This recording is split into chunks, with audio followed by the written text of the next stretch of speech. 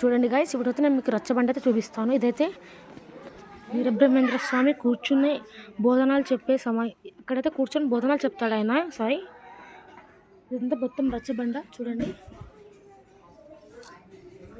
అంతా, చూడండి చూడండి అంతా చూడండి.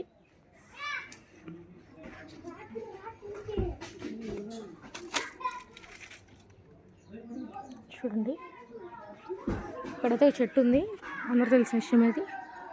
కానీ అప్పుడు కొంచెం ఒక 2-3 ఇయర్స్ బ్యాక్, ఇక్కడైతే ఏం టెంపుల్ అయితే ఏం లేదు. కానీ ఇప్పుడు ఒక కొత్త టెంపుల్ కట్టారు. ఆ టెంపుల్ కూడా విజిట్ చేద్దాం. కమాన్. టెంపుల్ అయితే మరీ ఏం దూరం ఉండదు, పక్కనే.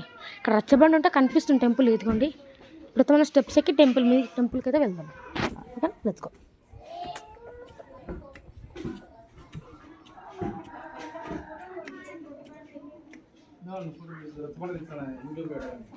ఇప్పుడైతే మనం ధ్వజస్తంభం దగ్గరికి అయితే వచ్చాం.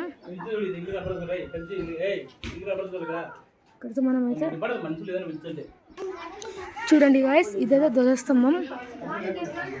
ఇప్పుడైతే మనం టెంపుల్ లోపలికి అయితే ఎంటర్ అవుదాం. ఈ టెంపుల్, ఈ గుడి చుట్టూ మొత్తం చూపిస్తా. ఈ టెంపుల్ అయితే రామూర్తి ఉంటుంది టెంపుల్ ఇది. శ్రీరామది మొత్తం, రాముడు, లక్ష్మణుడు, సీతమ్మ తల్లి, హనుమంతుడు మనకైతే దర్శనం ఇస్తారు ఇక్కడ. ఓకే, లెట్స్ గో, చూద్దాం. ఒకసారి టెంపుల్ చుట్టూ చూపిస్తాను మీకు, ఆ తర్వాత చూద్దాం.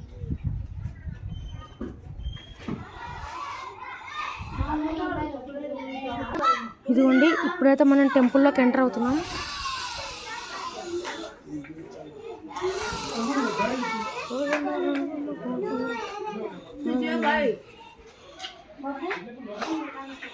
ఇదిగోండి గైస్, ఇక్కడైతే వినాయకుడు ఉన్నాడు.